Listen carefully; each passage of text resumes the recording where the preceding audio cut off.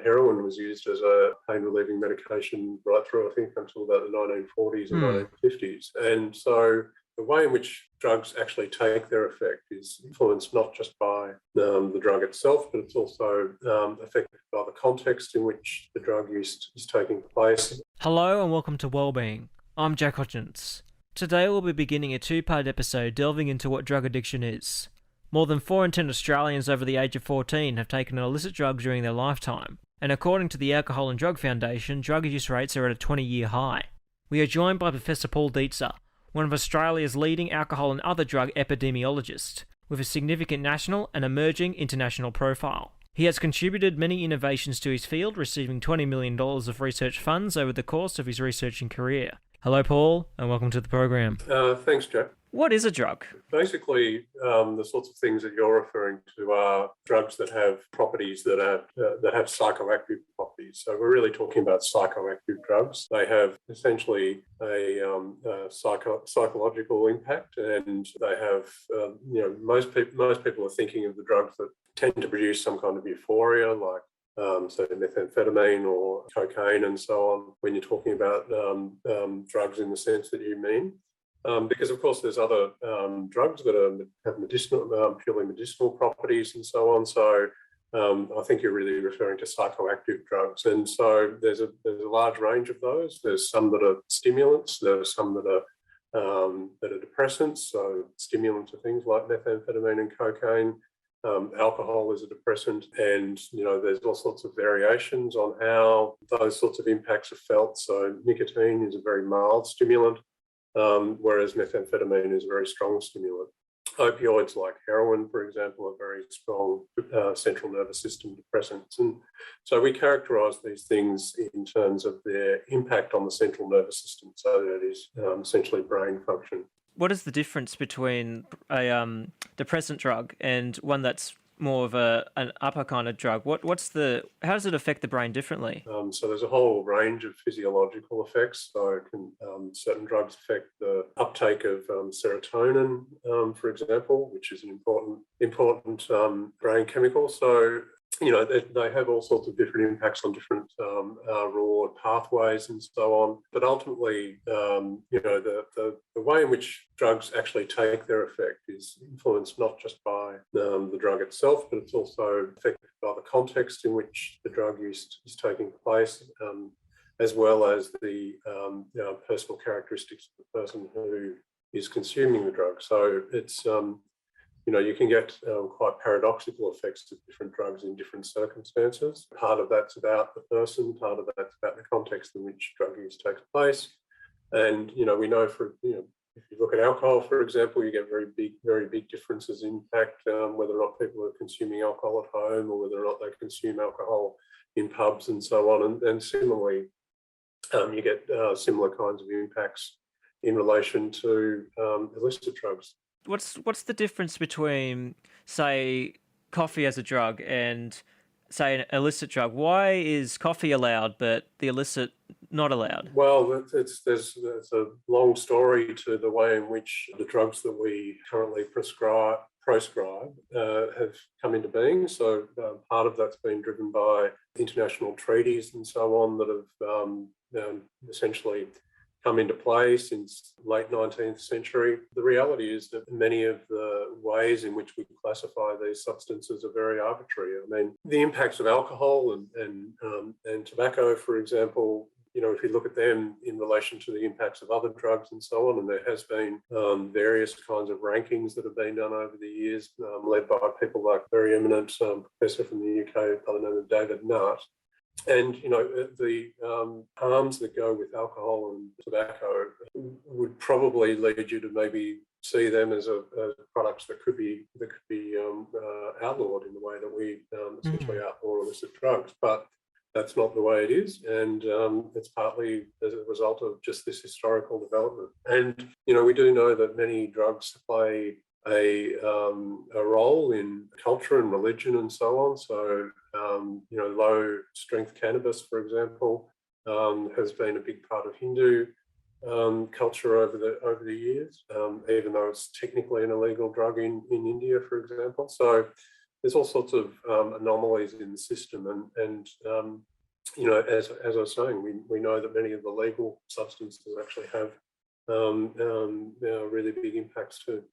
All of the central nervous system depressants that kind of linked to opium, such as heroin and so on, morphine. Morphine is used as a analgesic, so pain relief medication in lots of circumstances. And similarly, heroin was used as a pain relieving medication right through, I think, until about the 1940s and 1950s. And so the reality is that these drugs are effective, and people are increasingly looking at the use of some of these substances in treatment for mental health conditions and so on. I saw that there's recently a discussion about a type of ketamine being used in the treatment of as a second or third line treatment in relation to depression, for example. So, a lot of these drugs came into development and being in the context of actually looking at discovery drugs for conditions to improve health.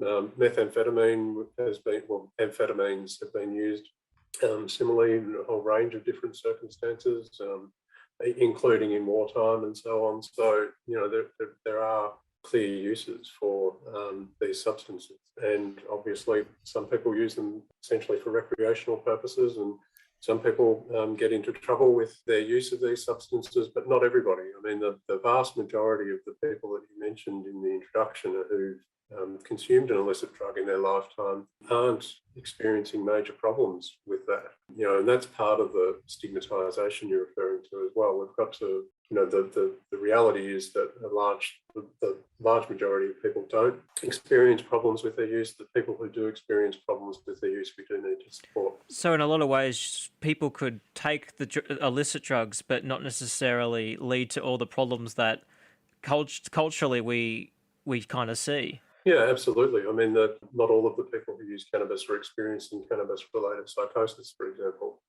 Not all the people who use methamphetamine have gone on to experience the sorts of methamphetamine-related harms that we see in the media. But that doesn't detract from the fact that there are people who experience significant harm.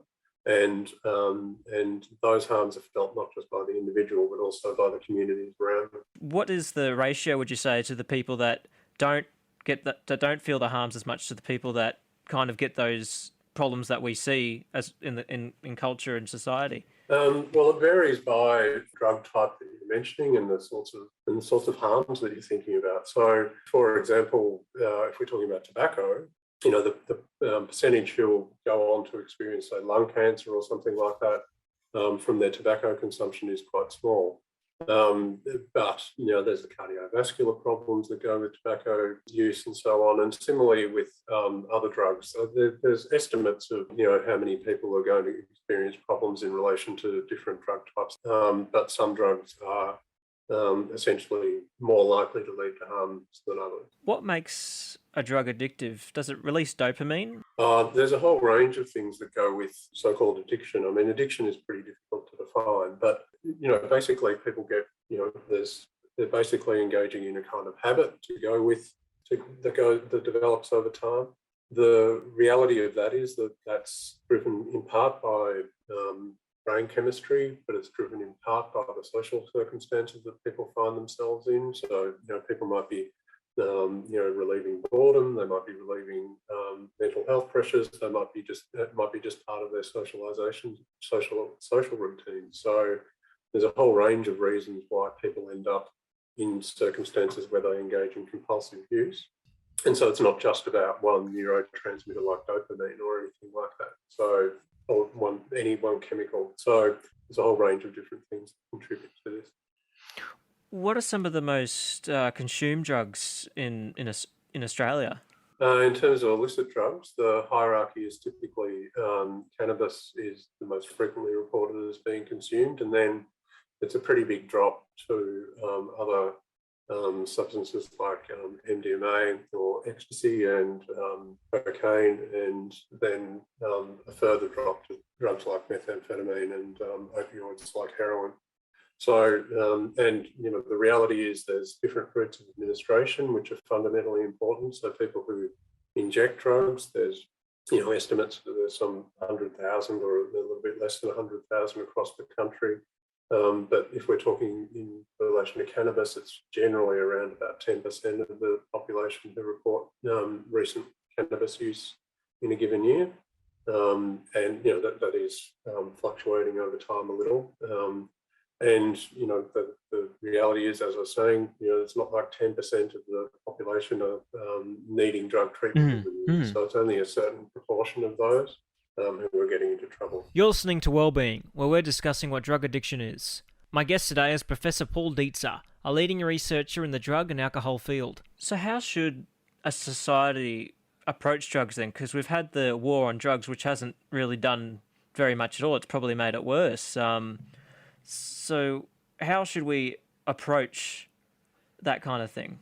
Look, there's a whole range of different approaches, and I note, for example, that the new German government is looking at legalising recreational cannabis use in Germany, which is would be the second or third country to do so. And there's all sorts of different models by which you might achieve that kind of legalisation. So it ranges from essentially an open market kind of approach that we've seen adopted in, say, Colorado in the US and in some of the other US states, through to much more constrained models of distribution like we see in Uruguay. So basically there's a whole range of different ways in which we can approach this. So Portugal decriminalised possession and use of illicit drugs, and they opted for an approach which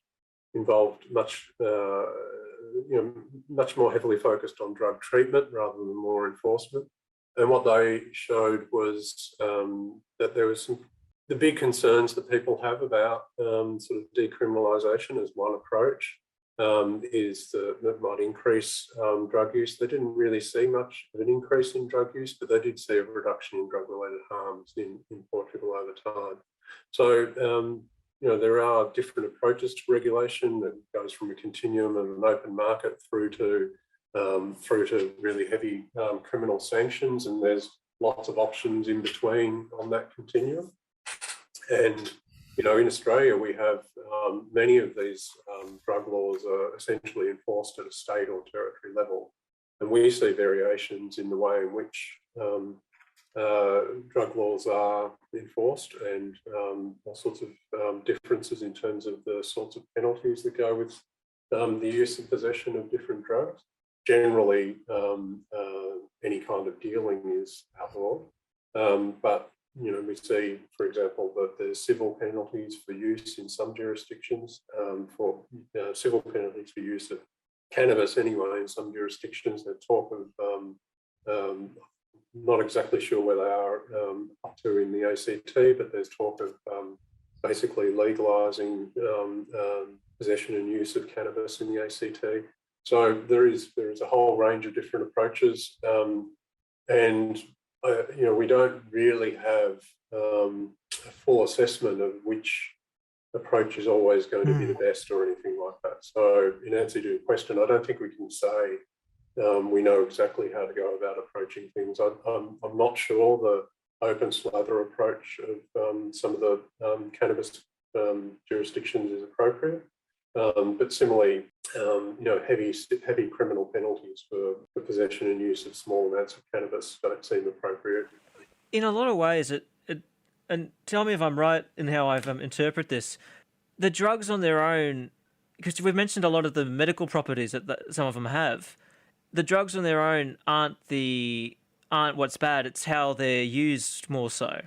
Yes, to a certain extent. There's evidence that it's partly about the context in which drugs are taken and some of the characteristics of people taking them. They can experience more harms and so on.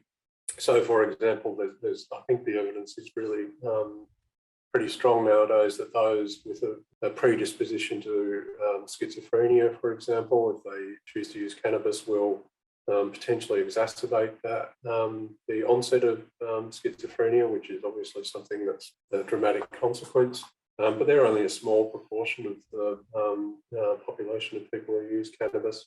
So, there's a whole range of factors that go into play. And so when we think about trying to respond to things, we need to, in my opinion, set up a framing that takes a public health approach and looks at reducing harms that go with use. So, we need to be able to provide drug treatment for those who do want to change their drug use behaviour and need assistance to do so. A lot of people don't need assistance. But those who do need assistance, we need to be able to provide effective and safe treatments. And then we obviously need to reduce harms that might go with context. So, for example, there's excellent work in Newcastle and other places where they've shown that just changing the ways in which liquor licensing is enforced can really impact on the experience of alcohol-related harms. And similarly, one of the opportunities that goes with so the legalisation in Germany or in Canada of cannabis, in Canada it is already legal. It provides the opportunity to regulate more around the environment in which the drugs are taken, and so as a consequence, you can actually provide more controls around those sorts of things. In comparison to other countries, how much of a consumer of drugs is Australia? So it's very hard to make cross-national comparisons because the reality is that a lot of our data systems are reliant on things that are subject to all sorts of biases.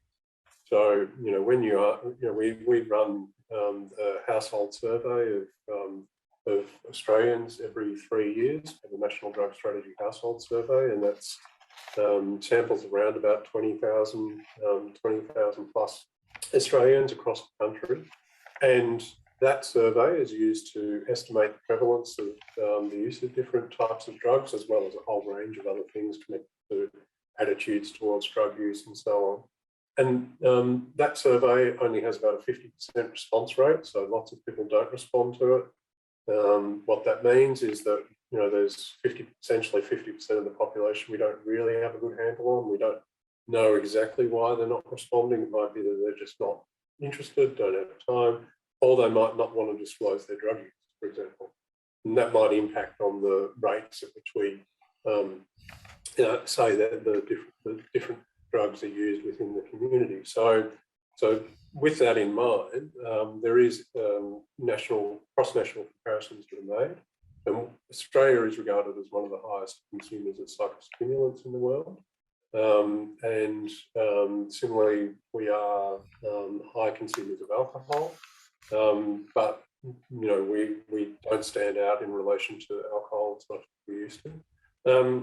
And similarly, I think the prevalence of a lot of the other use of other drugs is kind of comparable to other international figures. And the problem is when you get down to very low prevalence, so where it's only a small number of people in the community who engage in a particular behaviour, the error that goes with any estimate is really large. So it's hard to make too much of any comparison. But in some respects, the most important comparison is things related to the harms associated with the different drugs. And so if we make a comparison of, say, overdose mortality related to opioid use, so that's opioids like heroin and some prescription opioids as well. If we compare ourselves to, say, Canada or the US at the moment, our mortality rate is dramatically less. So in Canada and the US, they really do have a opioid overdose crisis that has been going on for a number of years and really hasn't shown any sign of abating. And actually, in some parts of the US and in Canada, the numbers most recently, even during the COVID pandemic, have been increasing. And a lot of that's due to differences in the drug markets between different countries. And so that's, again, one of the things that makes it difficult to compare. So in Canada and the US, they've got a real issue these days with illicit fentanyl. fentanyl is a really strong opioid that has entered the drug supply chain, and it's now sort of the drug supply chain in Canada is now being called a toxic drug supply chain, and the crisis is so severe, with thousands of people dying in say British Columbia, which is really only has the population size of Melbourne.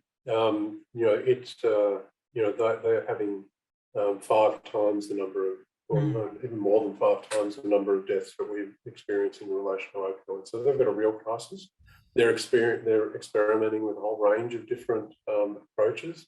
One key one is to engage in safe supply. So there's a range of strategies to do that. So providing people who want to take opioids with a secure supply of essentially safer opioids than the fentanyl that's available on the street. So that kind of initiative is actively being pursued as a means of trying to provide people with the security of knowing what their supply. One of the key issues about an illicit drug is you don't know anything about the supply necessarily. I mean, people might try and go to a trusted dealer, for example, to try and manage and ensure that they do get a similar supply, but there's no guarantees when you're buying something in the illicit market. You're listening to Wellbeing, where we're discussing what drug addiction is. My guest today is Professor Paul Dietze, a leading researcher in the drug and alcohol field. When does a drug habit become dangerous? Well, I think that needs to be defined in relation to the person's own beliefs, attitudes, and also what community standards are. So there's a whole range of behaviours that go with significant drug use that people wouldn't find acceptable for themselves necessarily, and might struggle with. Similarly, there's community standards about what's acceptable behaviour, and that can be connected to the drug involved, but it's also connected to the person involved. So when we talk about things like alcohol-fueled domestic violence and so on, that's an unacceptable behaviour. Domestic violence of any form is unacceptable. Whether alcohol's involved or not is important to note, but there's a whole range of things that people engage in that are unacceptable, which don't involve drugs, and when they do involve drugs, it becomes a problem as well. So it's kind of all of those things are interlinked. When someone does have a problem with drugs, how financially crippling can it be? Well, it depends again on the type of drug that's involved and so on, but it can have major financial impacts on people. So, someone who's using substances really frequently will have to be finding money to pay for that. But those sorts of things we generally tend to think of as affecting people of limited means, but they also affect people in high-paid positions who are able to manage their drug use effectively. Cocaine's a very expensive drug. It's used by richer people, for example. How can it change someone's behaviour? Well, in essence, there's a whole range of reasons for that. So, as we were saying earlier, we've got immediate impacts on brain function through neurotransmitters and different reward pathways and so on. But there's also as I said, the context that people are consuming drugs in. So people have different expectancies about drug effects in different locations. So you wouldn't expect to have a roaring good time necessarily if you're just having one glass of wine at home, whereas if you're at a pub with lots of noise around you, and lots of friends and things like that, you might have a completely different experience going with that one glass of wine. So as I keep reiterating, it is also about the setting and context in which drug use is taking place. Are there any drugs that are particularly worse than others, like say ice compared to cannabis, or is it What's the story there? So, as I said, there's a range of studies that have gone on, essentially trying to create a hierarchy of drugs as they relate to drug-related harm. And as I said, alcohol shows up very high on that hierarchy. Drugs like MDMA come down much lower on that hierarchy. That said, MDMA has a whole series of consequences attached to it for some people. So, there are associations between MDMA and depression, for example. So the fundamental thing is we are yet to see that there's any sort of recreational drug that isn't associated with some kind of harm for some people in some circumstances, and that's the reality, and the reality that applies to all of the legal substances that we have too. How can it affect the physical body? There's a whole range of ways in which drugs are processed. So some of those physiological impacts in brain function that I mentioned, that's a physical effect. But there's also ways in which the liver processes drugs and so on, and we know heavy long-term alcohol consumption will lead to changes in liver function. Similarly, people who inject drugs are exposed to the potential transmission of blood-borne viruses like hepatitis C and HIV. And if you have hepatitis C, that can ultimately impact on your liver function. But luckily, we do have treatments for hepatitis C now that are highly effective and easily tolerated. And so, as a consequence, we've got tools to be able to respond to that. This was the first part of a two-part program delving into what drug addiction is. My guest today was Professor Paul Dietze, one of Australia's leading epidemiologists in the drug and alcohol field. Thank you for listening. I'm Jack Hodgins, and all of us at Wellbeing wish you well.